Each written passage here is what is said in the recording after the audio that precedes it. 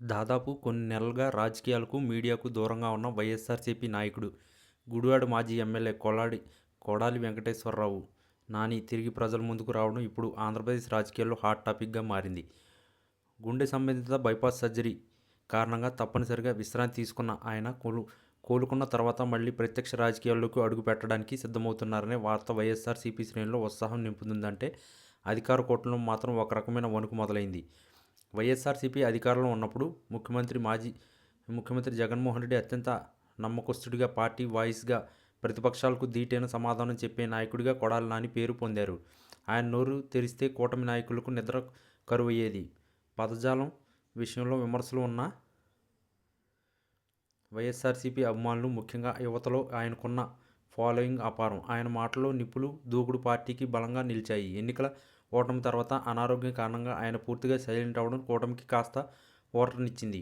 అయితే ఇప్పుడు ఆ ఊరట ఎక్కువ రోజులు నిలిచేలా లేదు. బైపాస్ సర్జరీ విజయవంతమైన, ఆరోగ్యం పూర్తిగా కుదురుపడడంతో కొడాలి నాని మళ్లీ యాక్టివ్ పాలిటిక్స్లోకి వస్తున్నారంటూ ప్రకటించడమే ఆలస్యం. రాజకీయ వాతావరణం వేడెక్కింది. ప్రజా ఉద్యమంలో త్వరలోనే పాల్గొంటా అని ఆయన ప్రకటించిన తీరులో పాత నాని మార్క్ దూకుడు స్పష్టంగా కనిపించింది. ఈ ప్రకటన వెనుక కేవలం వ్యక్తిగత పునరాగమనం మాత్రమే కాదు, వైఎస్ఆర్సీపీ కొత్త వ్యూహానికి సంకేతం కూడా దాగి ఉందనేది చర్చ మొదలైంది.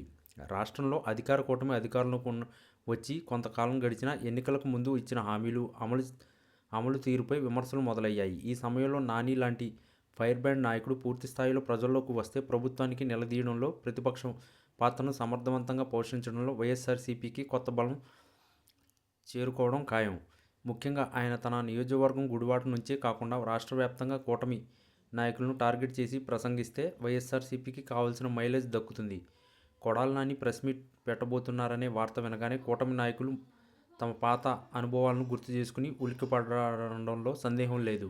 నాని నోటి నుంచి వచ్చే ఒక పదం కూడా రాజకీయాల్లో ప్రకంపనలు సృష్టిస్తుంది. ఇది కేవలం మాటల యుద్ధానికి పరిమితం కాకుండా కూటమి చేస్తున్న పాలనపై ప్రజల్లో చర్చకు పెంచడానికి, వైఎస్ఆర్సీపీ అనుకూలంగా జనాల్లో సెంటిమెంట్ను మళ్లించడానికి ఉపయోగపడే అవకాశం ఉంది. దీర్ఘకాలిక రాజకీయ విరామం తర్వాత నాని తిరిగి రావడం వైఎస్ఆర్సీపీకి ఓటమి తర్వాత దొరికిన అతిపెద్ద రాజకీయ ఔషధంగా భావించవచ్చు. ఆయన తన పాత ఫామ్ను కొనసాగిస్తే ఆంధ్ర రాజకీయాల్లో మళ్లీ మాటల తోటాలతో దద్దరిల్లడం ఖాయం.